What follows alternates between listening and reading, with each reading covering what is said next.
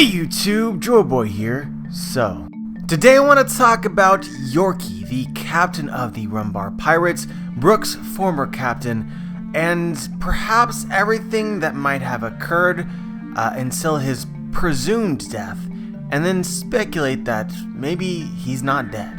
And so guys, if you follow this channel long enough, you know that I have talked about this in the past, but I think that this video is not really going to be the same as the previous video because we're going to approach it from a completely different direction. What I really want to do is I want to create a narrative for Yorki in order to make him alive. Now, a lot of people aren't in agreement that he is alive, but I think that there are a lot of curious things which could allow for its possibility, and I think that there's a lot of theories to me, a lot of circumstances which are very, very curious and could create an environment for him to live. You guys will know what I mean when I get there. But before we actually get into it, I want to give a huge thanks to BORIS Anime, who approached it from this angle some years in the past when he was covering more One Piece theories and less One Piece Treasure Cruise. But yeah, without further ado, let's actually not talk about Yorki. Rather, let's talk about Gloriosa, Elder Nyan of Amazon Lily. I don't think that a lot of people realize that Elder Nyan actually has a mysterious past which is set up very similar to many of the other mysteries in One Piece. A lot of people aren't aware of this, and even if they are, I don't think that they view it as being important in any way, but I think that it could be. But basically what you need to know is that Elder Nyan used to rule over the L.O.G.I.A in Amazon Lily. In fact, she was the ruler 3 generations before Boa Hancock, so there was 2 other rulers in between them, both of which who died of love sickness.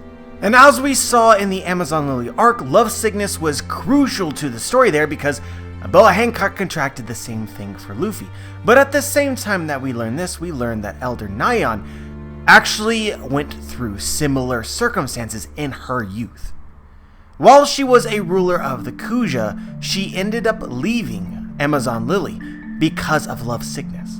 And so guys, it's important here to point out that we do not know the timeline, we do not know the time frame. All we know is that she left in her youth, and that there was 3 rulers that followed her. And then I think that we can roughly gauge her age, somewhere between 70 and 90 seems most likely to me. And I personally would lean towards her being closer to like 70 to 80.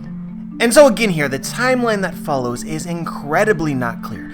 But if I had to speculate, I would say, based on everything that we know in the story, that if she left in her youth, when she was say 20, 25, 30 years old, left Amazon Lily, I would speculate that she did not return for many, many years. As you guys should know, Boa Hancock and her 2 sisters were freed from Revujo by Fisher Tiger. And Elder Nyan states, "Just who do you think brought you back here? It's all because I was living in the outside world." So I think that from the time that Elder Nyan contracted love sickness and left Amazon Lily until the time in which Fisher Tiger freed Boa Hancock and her 2 sisters, Nyan lived in the outside world. And it was only because of Boa and her sisters that she returned. And so the question is where exactly was she during this period of time? And so the only real clue that we have is that we learn that Elder Nyan wasn't the only person to save Boa Hancock and her sisters. She received help from Rayleigh and Shocky as they were living together in Shibondi. We don't know how long that they were living together for, we don't know the full extent of their relationships, but what we can derive from this is that Elder Nyan was friends with at least some members of Roger's crew. And it would also make sense because she is probably of the same age as all of them. With the exception of Shanks and Buggy. Rayleigh I think is 77, nearing 80. I think Crocus is something like 75, and if Roger were alive today, I think that he would also be like 75, 77, something like that. Which is around the same age that we suspect that Nyan is. And so guys, I want to speculate that Elder Nyan, after she left Amazon Lily, or maybe even it was the reason why she left Amazon Lily, was because she met the Roger Pirates. We know that Nyan left Amazon Lily when she was in her youth, and we also know through Brook that the Roger Pirates begin to gain notoriety as rookies around 50 years ago. Now, I know for a lot of people that won't make a lot of sense because it was 24 years ago that Roger was called the Pirate King, but literally Brook states outright that he had heard the name of the Roger Pirates. And Brook went MIA for 50 years. And he was only sailing on the sea for a couple years with the Rumbar Pirates.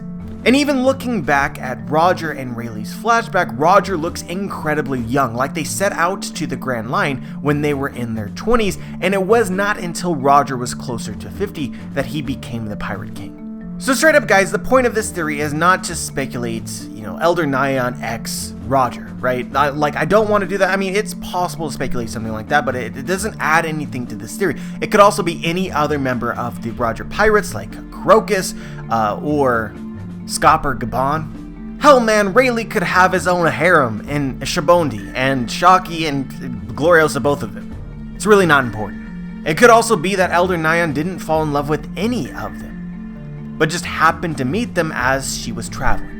But the important thing is that they've had a relationship for a very long time. And so now let's talk about Crocus. And so Crocus met the Rumbar Pirates, Yorki, Brook, and Laboon 50 years before the beginning of the story.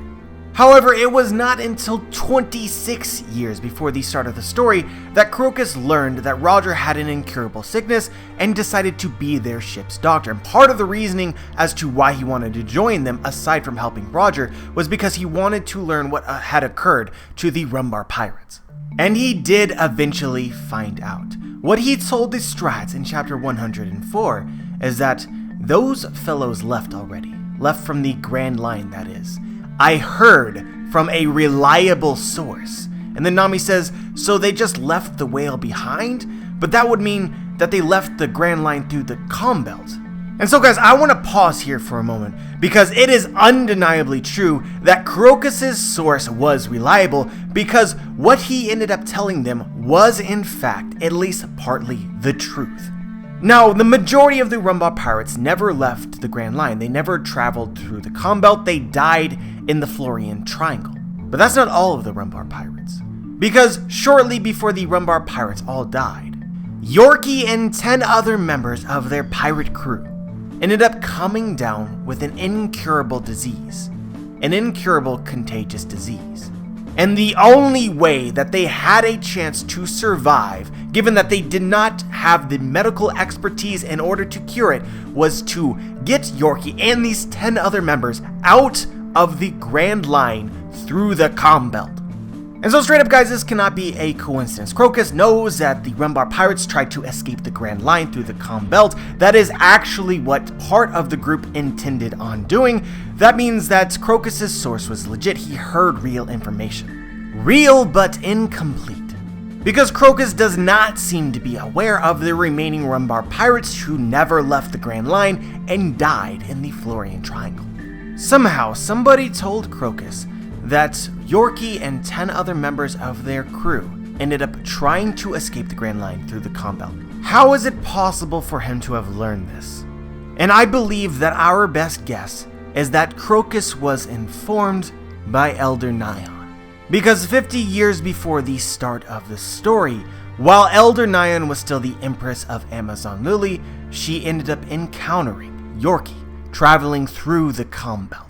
And so guys, I understand that it takes a bit of imagination in order to sort of put Yorki in that place. I think that we should all agree that it's not impossible because what's possible is completely dependent on what Oda wants to do, but there's no clues that suggest really anything. How would it be possible for them to get through the calm belt or even make it to the calm belt in the first place? We learned that Rayleigh, basically traveling from Shabondi, his boat sank, and he had to swim through the calm belt. And you can't argue that the Sea Kings are not hostile because Rayleigh fought one as well before he arrived in Amazon Lily.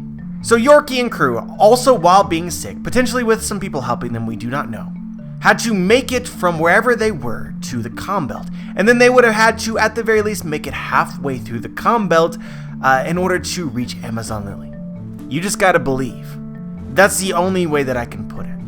But I do think that the timeline lines up almost perfectly for this to be the moment whenever Yorki and crew arrive in Amazon Lily, perhaps with other people helping them, other people who are not on their deathbeds. that this were the people that inspired Elder Nyan's love sickness and made her leave Amazon Lily shortly afterwards. Again here guys, Elder Nyan contracted love sickness in her youth. If she's 70 to 80 now, then at the time that Yorki attempted to cross the calm belt, she would have been 20 to 30 years old in her youth. Men do not often visit Amazon Lily, but yet somewhere during her youth, a man visited Amazon Lily and Elder Nyan fell in love. Yorki attempted to cross the calm belt 50 years ago. It's almost too perfect for me. Now, as for the specificities of who she fell in love with, I don't think that it could be a Roger pirate because they could not have attempted to take Yorki to safety all the way across the calm belt, else Crocus would know.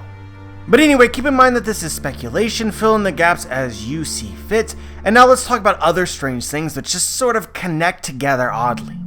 Alright, the first thing that I want to bring up is that the Florian Triangle, if you go due south of the Florian Triangle, where we know that Brook and the remaining Rumbar pirates all died, you will run into Amazon Lily, or it's within the path. So if you speculate that Yorki left the Rumbar pirates, and the Rumbar pirates basically died shortly after that, and he went due south in order to escape through the calm belt, it just makes sense for him to be able to run into Amazon Lily. Another thing that is incredibly interesting is Yorki's sickness itself. Yorki's sickness, we don't know precisely what it was, but the only speculation that we can have, and one that makes a ton of sense, is that Yorki came down with tree fever or tree rush. The very same sickness that we learn about in Mont Blanc Nolan's flashback, 400 years in the past in Jaya. These spots on Yorki's skin are very similar to the spots that are created when one is infected with tree fever. Tree fever, as well as Yorki's conditions, are incredibly contagious as confirmed by Nolan. Both are not common and do not have an easily accessible cure. So to many people they would be considered incurable, without the proper knowledge. And the nail in the coffin for me is that we know that tree fever or tree rush is spread through plants. So it goes into plants and then back into people. The plants hold the virus. So then the plants can become infected with tree rush, and we learn through Nolan's flashback that the way to stop this is to cut them down. Or cut down the trees in this case. And we learned that Yorki contracted this disease while within a jungle. That can't be a coincidence. For me, it is very easy to come to the conclusion that Yorki contracted tree rush. And I think the most ominous thing of all of this is that we know from Mont Blanc Nolan's flashback that the people that were responsible for creating a cure, which it is curable, a cure for tree rush, were doctors of the South Blue. And so hypothetically, if you're trying to cross through the calm belt from the Grand Line into one of the four oceans, go through Amazon Lily, where would you end up?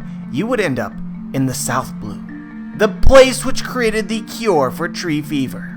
All of this aligns oh so too perfectly well.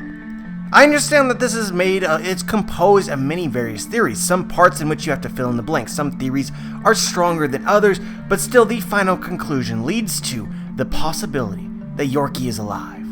Whatever slim chance he might have had to actually survive.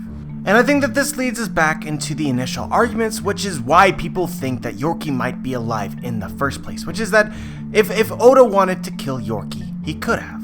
And it could be over and done with in the story, but Oda chose not to. Instead of having Yorki die at sea within the Rumbar pirates, on the ship itself, no, he had to go find safety. He had to go find a cure by passing through the calm belt. And time again, people are doubting it being factual that he is dead. He could be dead. I think it's likely that he's dead, but we're not sure. And then, of course, there is Brook's promise to Yorki. The ship is leaving, but for both of us, live. You'll meet up with everyone again, won't you, Captain? One of those lines that's just like, Oda, why?